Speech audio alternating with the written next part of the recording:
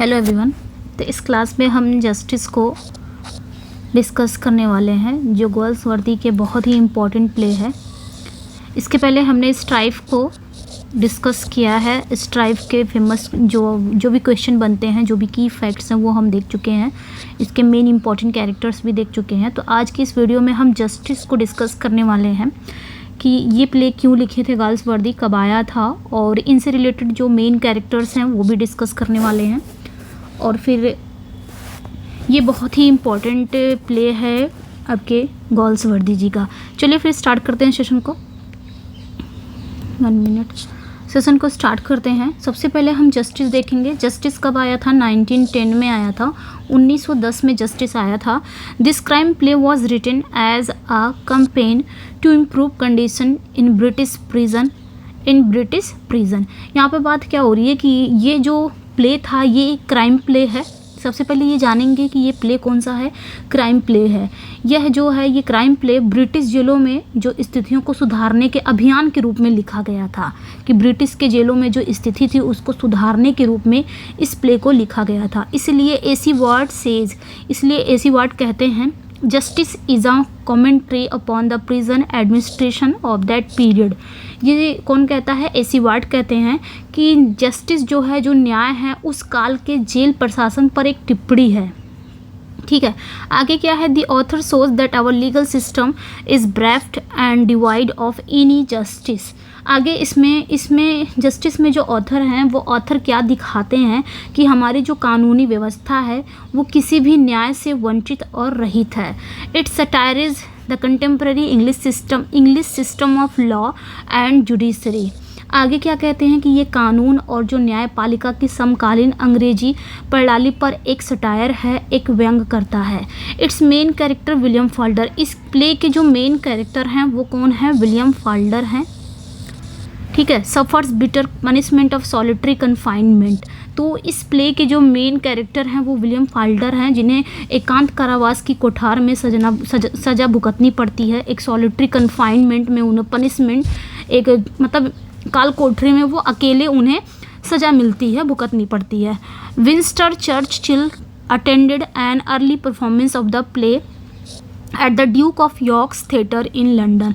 आगे बात क्या हो रही है कि ये जो विंस्टन चर्चिल हैं, इन्होंने लंदन में ड्यूक ऑफ यॉर्क थिएटर में जब प्ले की शुरुआती प्रदर्शन में भाग लिया था। ये आपने ध्यान रखना है। यानी कि जब ये play Duke of York theatre में शुरुआत में आया था, लंदन के ड्यूक ऑफ यॉर्क थिएटर में जब ये परफॉर्म्स हो रहा था, तो अर्ली परफॉर्मेंस में विंस्टन चर्चिल ने अटेंड किया था, मतलब भाग लिया था। ये आपने ध्यान रखना है। तो सिंपली इस प्ले में हम क्या देखते हैं कि ये क्राइम प्ले है, और जो ब्रिटिश जेलों में जो स्थितियां बहुत बिगड़ गई थी उसको सुधारने के अभियान के रूप में ये प्ले गोल्सवर्दी जी ने लिखा है। और इसी बात में इसमें जो मेन कैरेक्टर हैं, इस प्ले में क्या दिखाता है, जो हमारी कानूनी व्यवस्था है वो किसी भी न्याय से क्या है, वंचित और रहित है। हमारी जो कानूनी व्यवस्था वो बहुत बुरी है, बहुत ही बदतर है। और इस प्ले में क्या दिखाया गया है? इस प्ले में ये चीज़ दिखाएगी कि इस प्ले में जो मेन कैरेक्टर है, जैसे कि विलियम फाल्डर हमने पढ़ा अभी, विलियम फाल्डर जो हैं उस बेचारे को अकेले ही मतलब एकांत कारावास की कोठार में सज़ा भुगतनी पड़ती है। किसे? विलियम फाल्डर को। और ये चीज़ें आपने ध्यान रखना है। और यहाँ पे ये चीज़ मेन हो जाती है विंस्टन चर्चिल का बहुत इंपॉर्टेंट ये फैक्ट हो जाता है कि जब ये प्ले लंदन के ड्यूक ऑफ यॉर्क थिएटर में परफॉर्म किया जा रहा था, तो उसमें भाग लेने वाले विंस्टन चर्चिल थे, अर्ली परफॉर्मेंस। ओके। तो आगे हम देखेंगे इस प्ले के मोस्ट इम्पॉर्टेंट कैरेक्टर्स हैं, सेंट्रल कैरेक्टर्स देखते हैं कौन कौन से कैरेक्टर हैं जो बहुत ही इंपॉर्टेंट हो जाते हैं। देखिए, हमारे जो टीजीटी को हम लेके चलेंगे तो टीजीटी के 4 राइटर्स ही हैं, और 4 राइटर्स के प्लेस बहुत इंपॉर्टेंट हैं। प्लेस से अगर आता है कैरेक्टर्स, तो कैरेक्टर बहुत इंपॉर्टेंट है, चाहे वो आपके शेक्सपियर हो गए, चाहे वो आपके गोल्सवर्दी हो गए जिन्होंने भी ड्रामा लिखा है। पोएम की बात हो गई, जैसे वर्ड्सवर्थ ने पोएम वगैरह लिखे हैं, तो पोएम की लाइनें बहुत इंपॉर्टेंट हो जाती हैं। लाइनें बहुत ज़्यादा इंपॉर्टेंट हो जाती हैं। लाइनों से क्वेश्चन आ जाते हैं कि ये लाइन किस पोएम में है या किस ओड में है वर्ड्सवर्थ के, चाहे वो आपके मिल्टन हो गए। ठीक है। तो कैरेक्टर बहुत ही इंपॉर्टेंट है। सबसे पहले देखेंगे जेम्स हाउ। ये कौन है? सॉलिसिटर हैं। सॉलिसिटर मतलब वकील हैं। क्या है, वकील है। उसी तरह वॉल्टर हाउ कौन है, ये भी सॉलिसिटर है। एंड रॉबर्ट कुक्सन ये कौन है, एक क्लर्क है, ठीक है। विलियम फाल्डर ये जूनियर क्लर्क है, तो ये सीनियर क्लर्क होगा, है ना, ये सीनियर क्लर्क है और ये जूनियर क्लर्क है आपके विलियम फाल्डर। स्वीडल कौन है, तो स्वीडल एक ऑफिस बॉय है, एक कार्यालय का लड़का है, यानी कि ऑफिस में काम करता है। ऑफिस बॉय के इस प्ले में ना ऑफिस बॉय के नाम से फेमस है स्वीडल। कभी भी क्वेश्चन अगर आते हैं कि ऑफिस बॉय का यानी कि ऑफिस बॉय किस प्ले में प्रेजेंट है या किस प्ले में अपीयर है, तो आपका कौन होगा, स्वीडल ही होना चाहिए। ये आपने ध्यान रखना है, ये ऑफिस बॉय के नाम से इस प्ले में फेमस है। विस्टर कौन है, विस्टर एक डिटेक्टिव है यानी कि जासूस हैं, कौन है, जासूस हैं। एंड कावले कौन है, कावली बोल सकते हैं, कैशियर है, खजांची यानी कि कैशियर है। एंड मिस्टर जस्टिस फ्लॉयड कौन है, ये जज हैं। हेरोल्ड क्लेवर कौन है, तो ये गवर्नमेंट काउंसिल है यानी कि सरकारी वकील हैं। हेक्टर फ्रोम कौन है, तो ये यंग एडवोकेट हैं, एक युवा वकील हैं। एंड और कौन कौन से हैं आपके, कैप्टन डेंशन है। वीसी कौन है, एक प्रिजन गवर्नर है, एक जेल गवर्नर है। एंड एडवर्ड क्लेमेंट ये कौन है, एक प्रिजन डॉक्टर है। ये कब आते हैं, ये तब आते हैं जब फाल्डर जाता है जेल में, उसके बाद ये सारे कैरेक्टर्स आपके लास्ट में दिखते हैं। ओके, आगे हम देखेंगे, बहुत सारे कैरेक्टर्स हैं, बहुत ही इंपॉर्टेंट प्ले है ये गाल्सवर्दी का सबसे ज़्यादा इंपॉर्टेंट प्ले है। ऊडर कौन है, एक चीफ वार्डर है, ऊडर कौन है, एक चीफ वार्डर है। एंड आपकी मोअनी कौन है, ये कन्विक्ट है, दोषी है, एक उसी जेल में ही पाते हैं, दोषी है। और आपका नेक्स्ट है क्लिफ्टन भी आपका दोषी ही है। और आपका ओ कैलिरी ये भी कन्विक्ट है, दोषी ही है। सारे दोषी की बात तीनों की हो रही है। एंड रुथ हनीबल लास्ट है, ये वुमेन है, वो वुमेन जिसके कारण फाल्डर को जेल जाना पड़ता है। ये मेन कैरेक्टर है, जिस तरह फाल्डर मेन कैरेक्टर है उसी तरह रुथ हनीबल भी मेन कैरेक्टर है, जिसके कारण सारी चीज़ें प्ले में उथल पुथल होती है, जिसके कारण। ओके, अब यहाँ पे थोड़ा सा हम देखेंगे टाइम ऑफ एक्शन, मतलब इस प्ले में कब कौन सी चीज़ें हुई हैं, थोड़ा सा यहाँ पे दिखाएगा। इस पे भी बेस्ड क्वेश्चन है, तो आपने इसको अच्छे से ध्यान से देखना है, फिर आप इस पे बेस्ड क्वेश्चन भी करेंगे। जैसे टाइम ऑफ एक्शन, प्रेजेंट की बात हो रही है, मतलब एक्शन का जो समय था, सेटिंग इसकी रखी गई। देखिए यहाँ पे बात क्या हो रही है, एक्ट फर्स्ट कहाँ, ये सेटिंग की बात हो रही है कि इस प्ले की सेटिंग कहाँ कहाँ रखी गई थी। एक्ट फर्स्ट कहाँ पे सेटिंग रखी गई है, the office of James and Walter how. तो जेम्स एंड वॉल्टर हाउ का जो ऑफिस है वहाँ पे मॉर्निंग का समय था, जुलाई का मंथ था और सुबह का समय था और इनकी ऑफिस थी। एक्ट फर्स्ट यहीं से प्ले का स्टार्ट होता है। एक्ट सेकेंड कहाँ पे सेटिंग रखी गई है, तो एक्ट सेकेंड कहाँ पे आता है, कोर्ट ऑफ जस्टिस, ठीक है। कोर्ट ऑफ जस्टिस की बात होती है, जस्टिस के कोर्ट की बात होती है और ये आफ्टरनून की बात होती है। मंथ कौन सा चलता है, अक्टूबर। एक्ट थर्ड की सेटिंग कहाँ रखी गई है, तो प्रिजन। एक्ट थर्ड प्रिजन के बारे में दिखाता है। Act first James How and Walter how के ऑफिस के बारे में दिखाता है। Act second court of justice के बारे में दिखाता है। एक्ट थर्ड प्रिजन के बारे में दिखाता है। उस समय मंथ कौन चल रहा था, दिसंबर। सीन फर्स्ट कौन है, गवर्नर्स ऑफिस दिखाता है। सीन सेकेंड कॉरिडोर दिखाता है। And scene second a cell. Act four the office of James and Walter How morning March 2 years letter.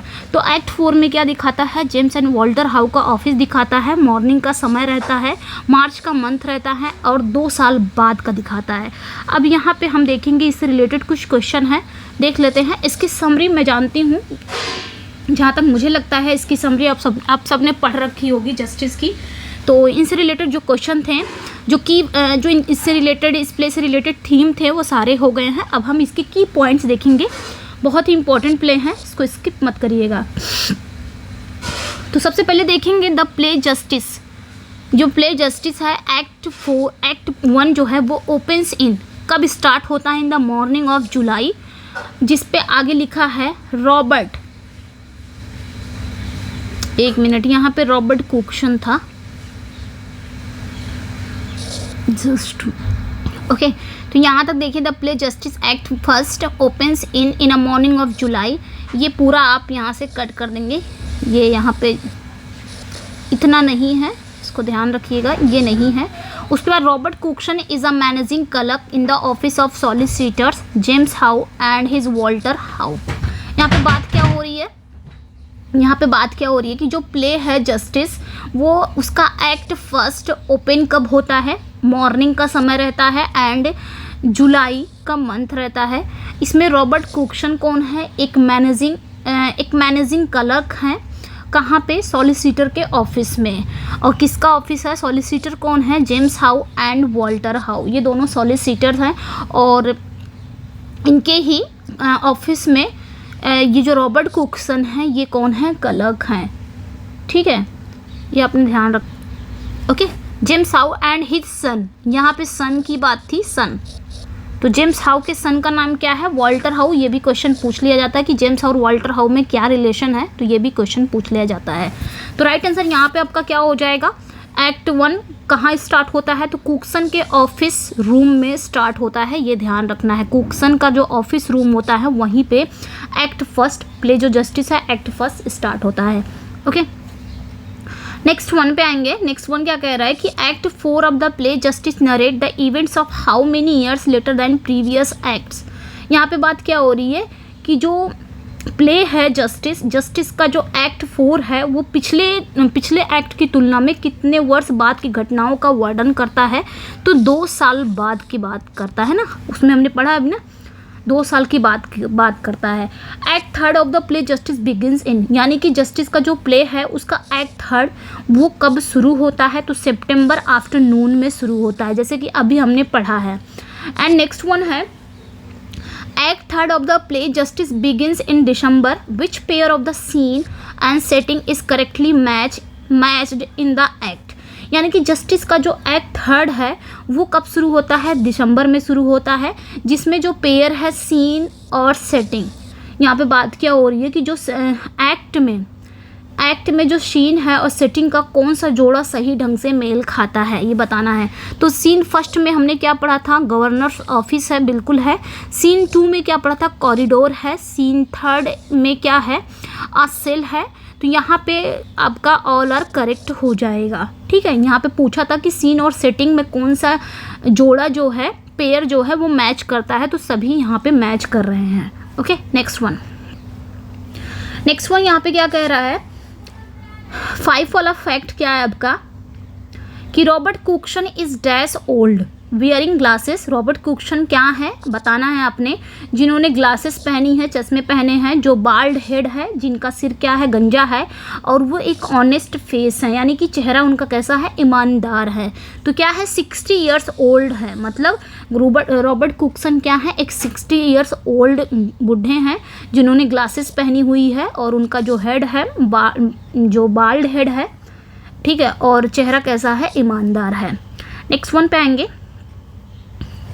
Who works as an office boy in the solicitors office. Question आ गया कि solicitor के office में office boy के रूप में कौन काम करता है, तो स्वीडल है।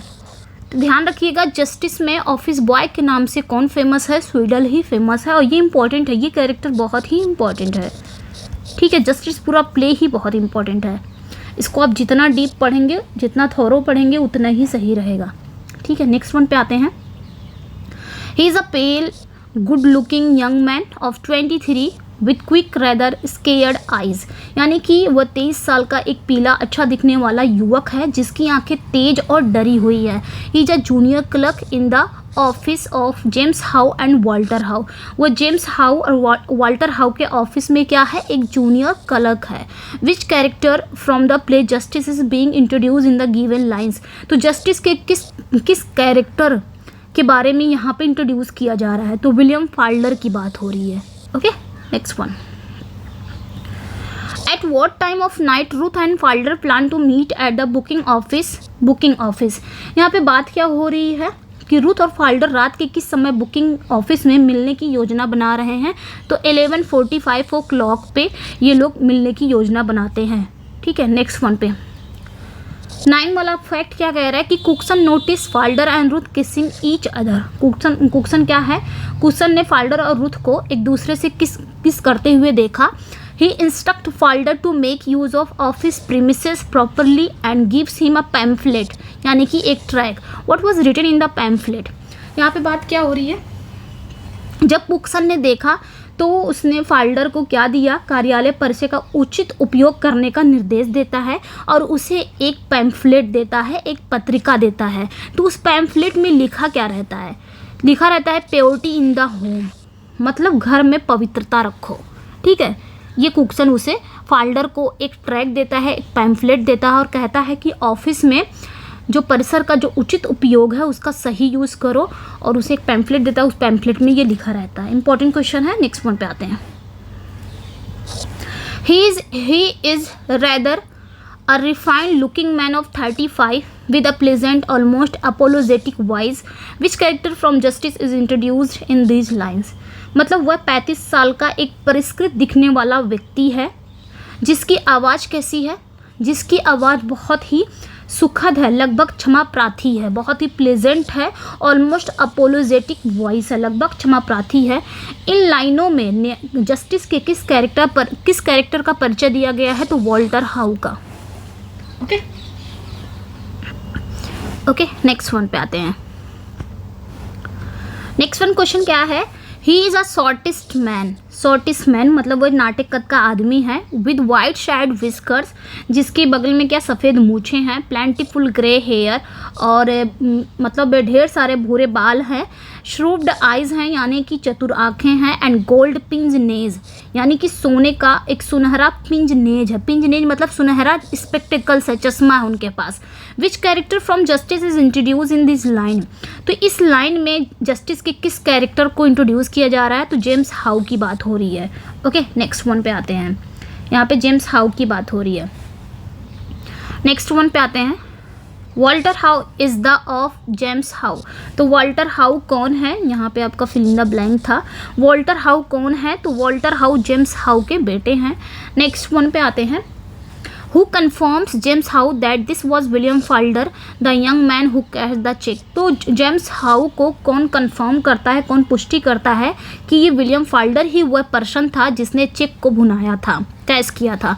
तो बैंक कैशियर करता है मिस्टर कावले। बैंक कैशियर कौन, खजांची रहता है मिस्टर कावले। ये जेम्स हाउ को बताता है कि वो कोई और नहीं है, विलियम फाल्डर ही है जिसने चेक को कैश करवाया था। Next one, When Falder confesses his offence, जब फाल्डर अपने अपराध को कन्फेस कर लेता है, what reason he give, वह क्या रीज़न देता है, what reasons he give, वह क्या रीज़न देता है। he replied that he was badly in need of money, वो क्या उत्तर देता है विलियम फाल्डर कि उसे पैसे की बहुत ज़्यादा ज़रूरत थी, उसे सख्त ज़रूरत थी। नेक्स्ट वन पे आते हैं। what changes were made in the check and counter foil by the Falder, तो फाल्डर द्वारा चेक और काउंटर फाइल में क्या परिवर्तन किए गए, क्या चेंजेस किए गए, तो उसने क्या किया था, he added a note to 9 and TY to 9, मतलब उन्होंने क्या किया, 9 में शून्य और 9 में TY को जोड़ दिया था। नॉट मतलब शून्य, 9 में क्या किया, शून्य जोड़ दिया और 9 में TY जोड़ दिया, 90 बना दिया। ओके, नेक्स्ट वन, एक मिनट, चलिए next one.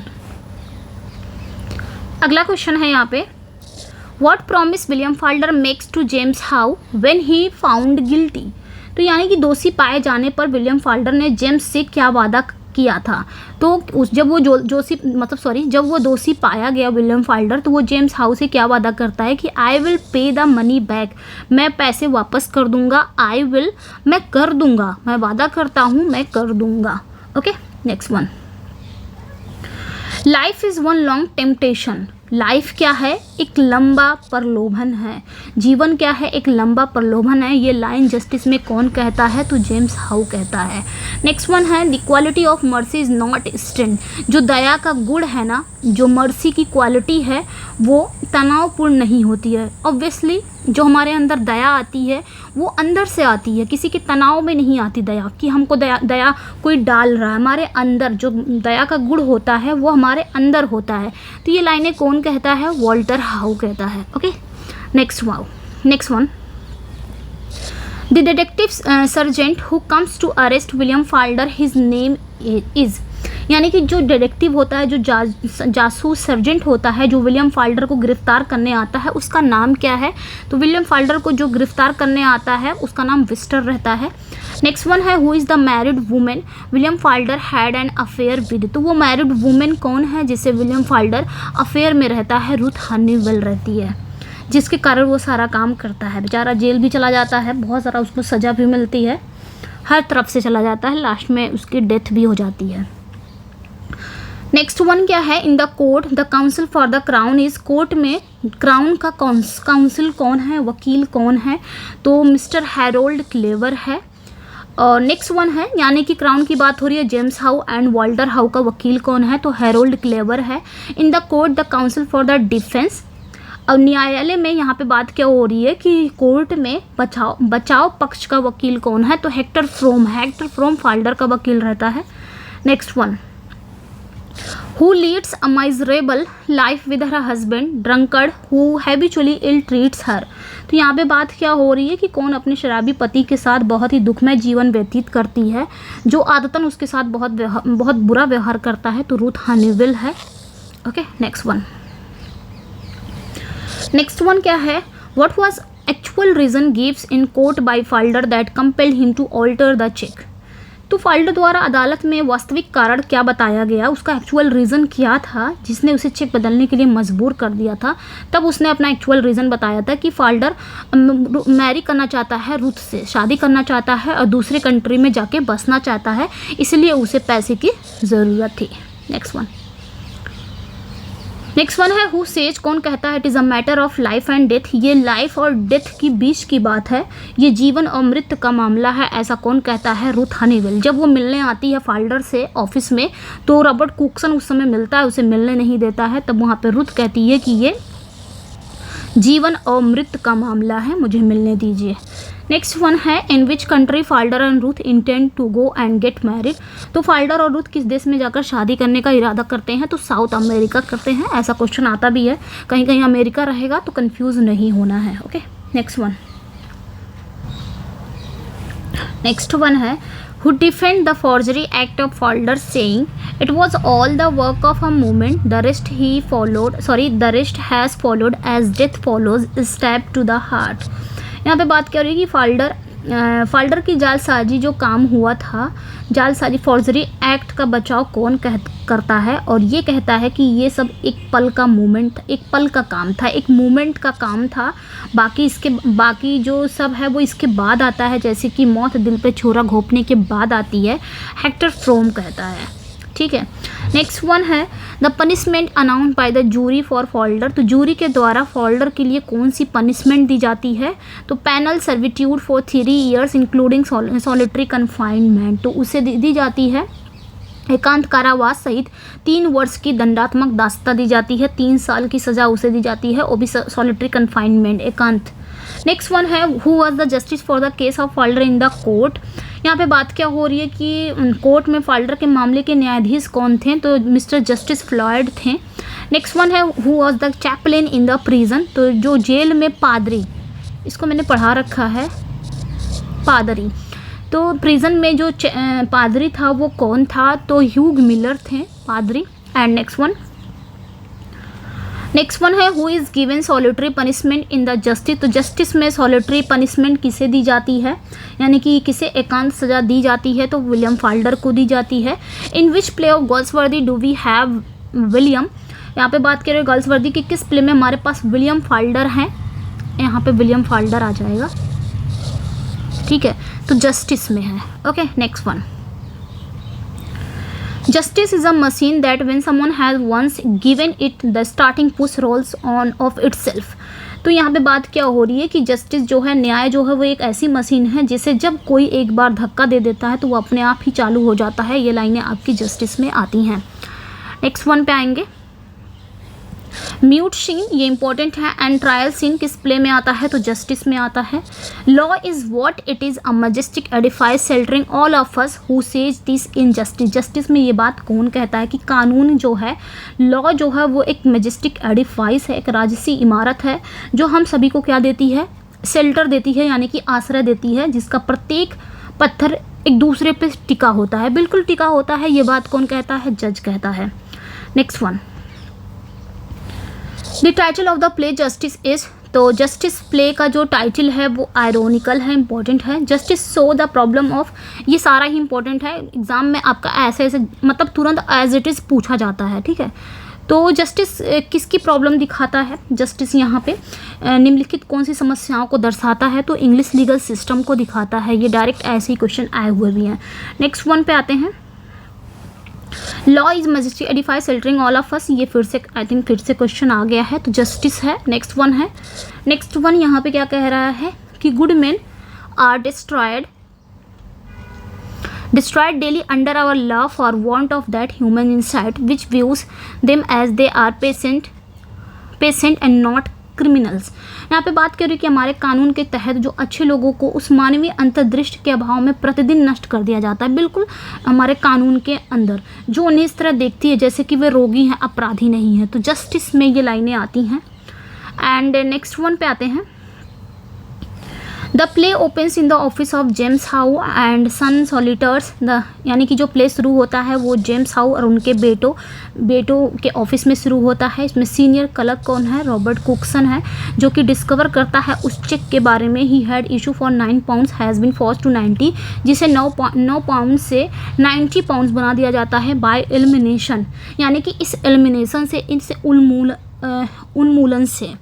Suspicion false upon William Falder, पूरा शक किस पे जाता है? पूरा संदेह किस पे जाता है? विलियम फाल्डर पे जाता है, जो कि इस ऑफिस में क्या रहता है? वो जूनियर क्लर्क रहता है।